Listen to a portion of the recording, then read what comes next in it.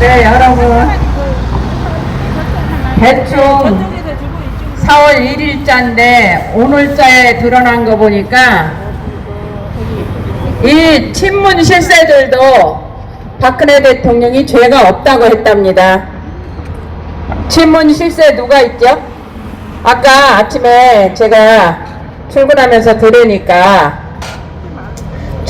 우리들 병원에 이상호 원장의 부인인가요? 김수경 씨와 그 신혜원 씨인가? 그분이 이 문재인 정권의 실세라고 들었는데 그분이 인터뷰하는 내용을 보니까 박근혜 대통령 진짜로 먹은 게 없지 않냐, 이제 나와야 되고 책임을 물으면 최순실에게 물으면 된다, 그렇게 얘기를 하는 걸 제가 들었습니다. 젊은 청년 여러분, 진실을 알고 삽시다. 예, 이제는 다 알지 않습니까? 태블릿 PC는 조작할 수 있는 능력도 가지지 않은, 문서 조작 능력이 없는 그런 PC였습니다. 그걸 가지고 대한민국 청년들이 촛불에 그만 춤을 췄는데 그건 광란의 춤이었죠.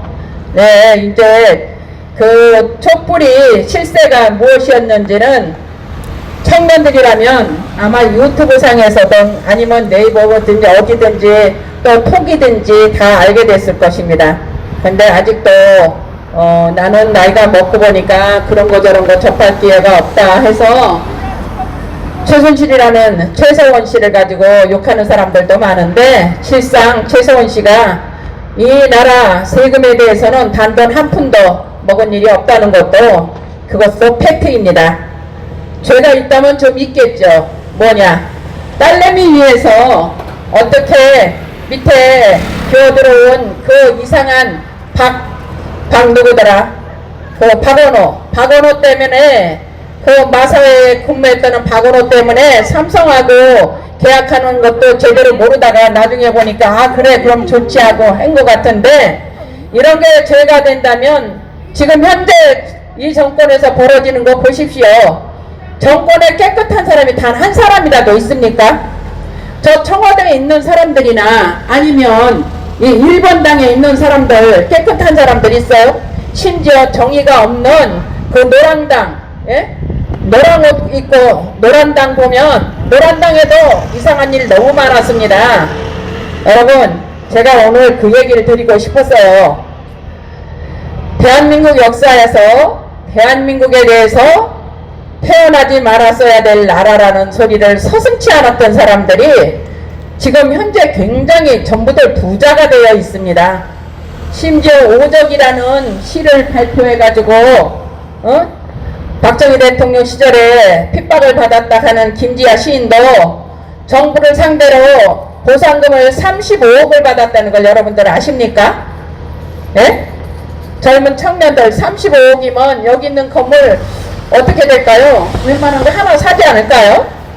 35억이면 그가 그동안에 벌어들인 인세도 굉장히 많을 텐데 여생을 진짜 즐겨도 남기도 남은 그런 돈을 받았습니다. 그런데 그뿐이겠습니까? 저는 40대 때 태백산맥 읽고 참 이 책 참 이상한 데가 너무 많다. 태백산맥이라는 게 어떻게 태백산 줄기에 일어난 그 공비 토벌 그거를 이야기하는 것 같은데 어떻게 글을 이렇게 쓸 수 있나. 이 나라 경찰이나 이 나라 그 군이라든가 그렇게 나라를 위해서 공비 토벌에 앞장섰던 사람들은 전부 이상하게 표현이 되어 있고, 그리고 뭐 그 북한을 위해서 일했던 사람들은 뭐 선량하고 모범적이고 진짜 범시민적인 그런 사람들로 다 표현이 돼 있는데, 그 조정래라는 사람이 어때요? 북한에는 왔다 갔다 하면서 북한에서 상도 받고 참 대단해요. 그래서 조정래라는 사람의 정체는 무엇일까? 근데 그분이 책만 썼다면 진짜 젊은 층들에게는 너무 잘 맥혔어요. 조정래가 쓴 책 많죠? 저 대표적으로 태백산맥과 아리랑만 좀 들어보겠는데, 아리랑도 대한민국 국민들이 일제에 끌려갈 때 그 한을 너무 잘 표현해줘서 진짜 어떤 면으로는 후련한 면도 있는데 거기 보면 이승만 대통령을 이상하게 묘사한 게 있어요. 이승만 대통령이 뭐 진짜 한인들 피를 빨아서 정치를 하는 그런 파렴치한 사람처럼 그려진 것도 있고 한데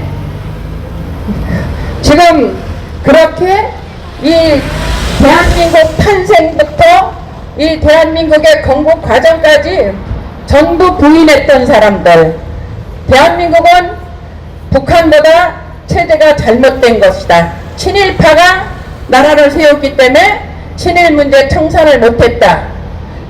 그런데 그렇게 이야기하는 사람들 한번 짚어보자고요. 친일 문제 청산을 지금 저 학원과 거리에다가 또 갖다 걸었어요. 현수막을 몇 개 걸었더라고요.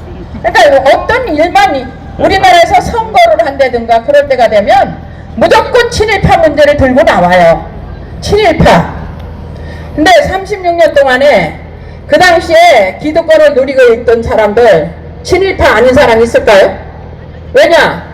우리는 전부 그냥 보면은 너무 후진국이라서 그때는 뭐 나라라고 하기도 좀 어려울 정도로 조선시대가 그랬잖아요. 그래서 새로운 문명으로 이 일본이 다 개화가 돼가지고 일본은 개화 문물을 받아들인 지 400년 만에 잠수함까지 다 만들어 놓고 비행기를 날개를 접어서 잠수함에 싣고 그렇게 경락도를 배 위에다 설치했던 기가 막힌 이 지구상의 최첨단을 걷고 있는 기술 대국이었습니다. 그러니 우리나라 대한민국에 그래도 좀 지식이 있는 사람들, 재산이 좀 있는 사람들, 일본 가서 새로운 문물을 받아들일 때 그 사람들이 일본이 우리보다 우월하니까 동경을 가서 공부를 한다는 건 저 대한민국에 아니 조선시대에 살고 있던 대한제국에 살고 있던 사람들의 로망이 그거 아니었습니까? 그런데 이런 기본적인 진짜 그 시대에 완벽하게 기본적인 문제는 다루지도 않고 친일파가 나라를 세웠다? 그럼 친일파가 세운 대한민국이 이렇게 잘 살게 됐는데 친일파 아닌 친중국파, 친소련파가 세운 나라는 지금 현재 세계에서 국가지수가 몇이죠? 국가지수가 몇위입니까?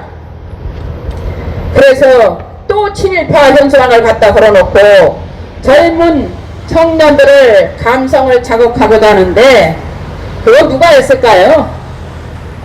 그거 누가 그렇게 갖다 건 거죠? 친일파 청산이라고 나베니 뭐니 별의별 소리를 다 했습니다. 그랬다면 그들은 깨끗하냐? 자, 문재인씨 아버지 문영영씨가 흥남에서 그 노 계장인가 과장인가 했죠. 언제? 일제시대 때.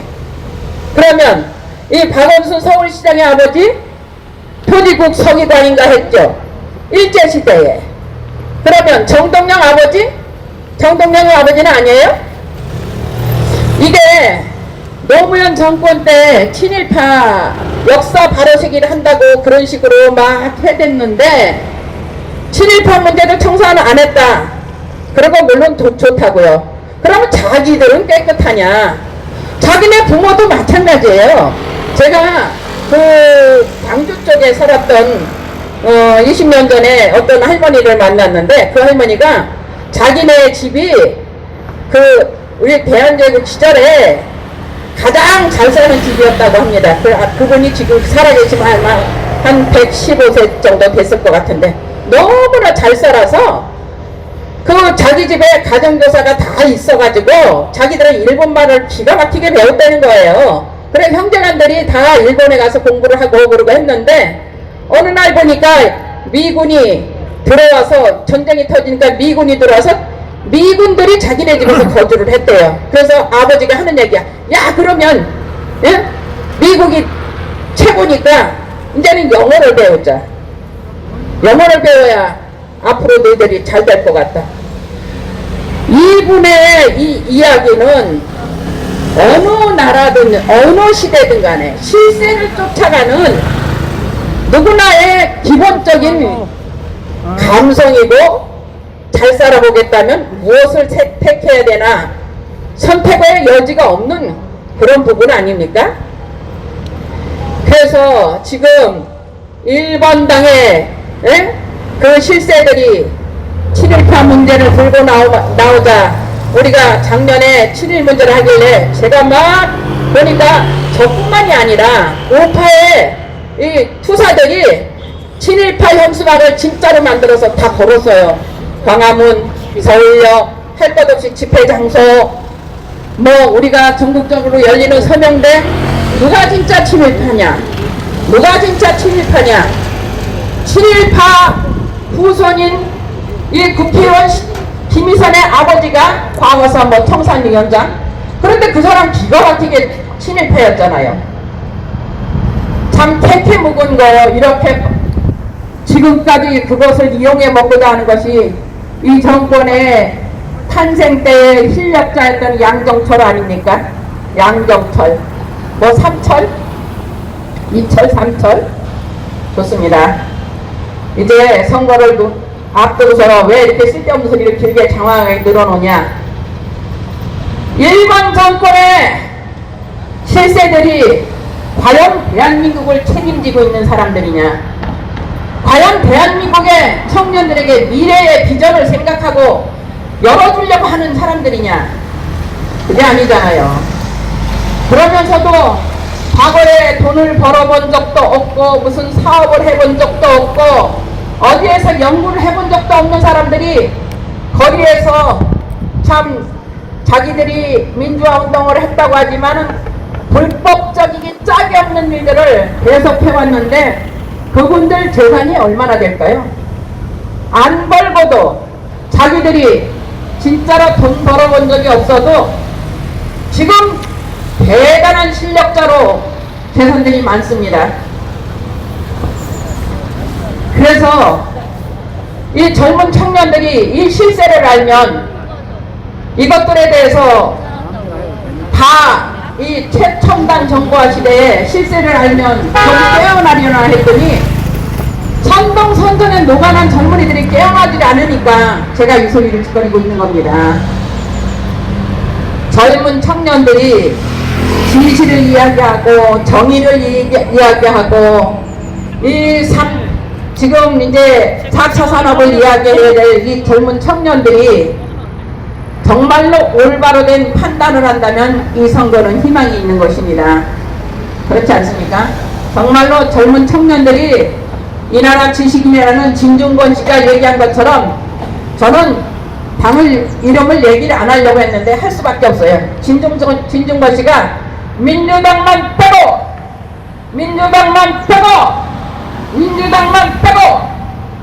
이거는 진중권 씨의 말입니다. 제 얘기 아닙니다.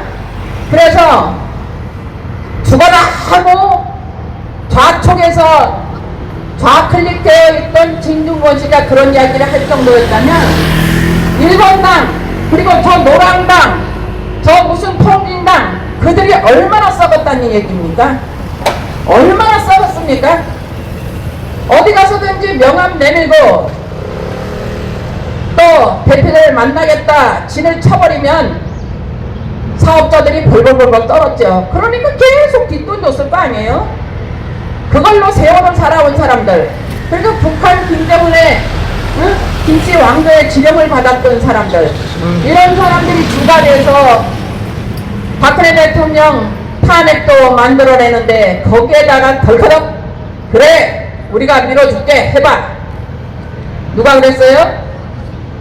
저 누군가가 40표만 해줘. 20표가 부족한데 넉넉 잡고 40표만 해줘 하니까는 얘 62표를 덜커덕 갖다 줬죠. 부산에 있는 2번 당의 최고의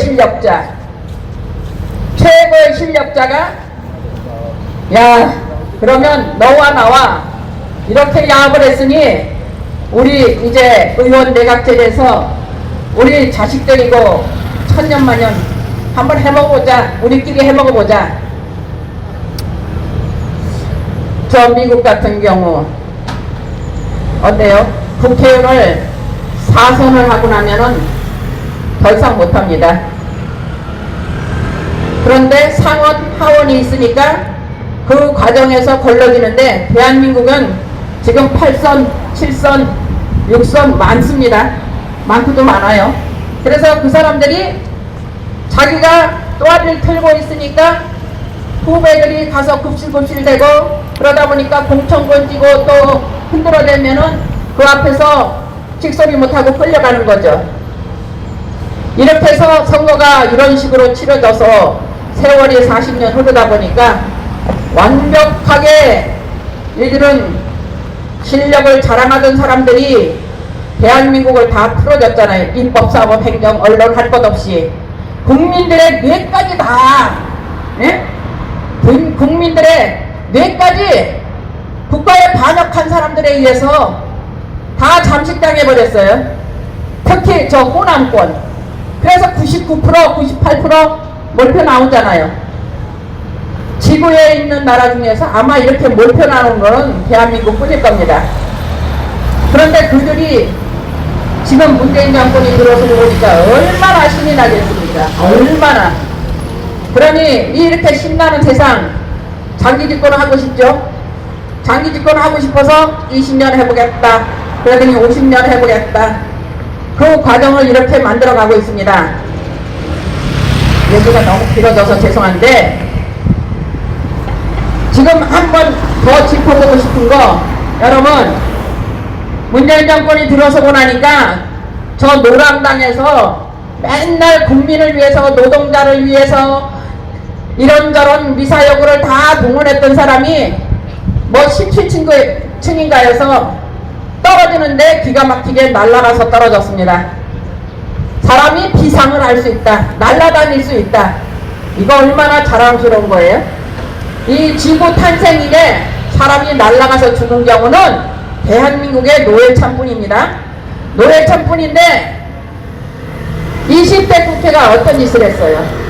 20대 국회가 박근혜 대통령 정말로 일 잘하고 24시간을 쪼개 쓰던 그 대한민국의 지도자를 불법적으로 탄핵시키고 나니 그것이 드러나게 생긴 것이 드루킹입니다. 드루킹이 8,840만 건으로 문재인 정권 탄생하는데 1조를 했다고 그랬는데 거기에 다 연루되어 있죠. 김경순이 누구니? 그 과정에서 노회찬의 실체가 드러났습니다. 노회찬의 실질적인 모습이 빙산의 일각 100 중에 딱 하나 정도 드러났습니다. 그런데 17층에서 떨어져 죽었어요. 떨어져 죽은 건지 시신이 바꿔치기 당한 건지 참 알 수가 없습니다. 왜? 국민들한테 떨어져 죽은 노회찬의 얼굴이 보여진 적도 없고 그 피자국도 보여진 적도 없는데 7, 8m 날아가 죽었지 않습니까?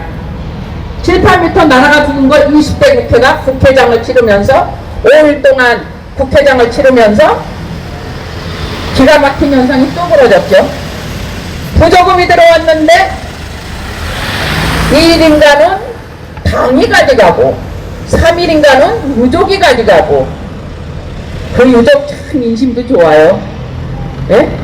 그 유족이 진짜 인심도 좋아요. 그래서 27억인가 얼마가 들어왔다는데 잘은 모르겠습니다. 어마어마한 거금이 부조금으로 들어왔죠.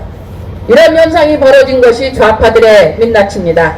그리고 세월은 지났지만 시간이 많이 흘렀지만 노무현 대통령이라는 사람 자살한 거 맞습니까? 타살낸 겁니까? 타살한 겁니까? 저는 그 노무현 대통령이라는 사람이 자살했다고 믿을 수가 없어요. 사람이 자살을 하게 되면은 앞에 아무것도 안 보여야 됩니다. 내가 누구를 생각해야 되고 어느 부분을 생각해야 되고 내 뒤에 어떤 일을 생각해야 되고 그러면 못 죽어요. 절대로 죽기가 쉽지 않습니다. 자기 목숨 스스로 끊는다는 게. 그런데 아침에 산에 올라간다 하면서 지나가다 풀뚝복도 갖고 또 뭐 담배가 없어서 경호원이 담배를 가지려고 갔다 그러는데 담배 사러 갔다는 사람도 믿을 수가 없는 게 뭐냐면 경호원이라는 사람들은 항상 대통령이 필요한 거 다 가지고 다닙니다. 담배 없으면 담배 착 줘야 되는 게 경호원의 역할이고 대통령이 핸드폰 써야 되면 그거 딱 제공해야 돼요. 그분들 핸드폰 한두 개 쓰지 않습니다. 그런데 담배가 없어서 뛰어내려가서 그 산꼭대기에서 뛰어내려가서 담배를 사러 간 사이에 죽었다고 그러는데, 떨어져 죽었다는 그 시신의 그 혈 부딪히면서 쏟아졌을 그 핏자국들이 그 끔찍한 게 한 번도 발표된 적 없잖아요. 예? 그리고 또 봅시다. 백남기라는 사람 죽었을 적에, 예? 뭐 그들이 말하는 살수차가 아닌 물대포에 죽었다 합시다.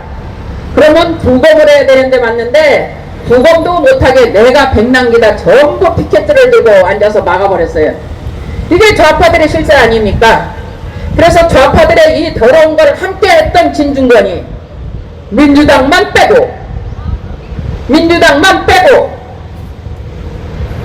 이 나라 젊은이들에게 진짜 중요한 가르침을 준 것이 진중권이라서 제가 막 박수를 쳤습니다.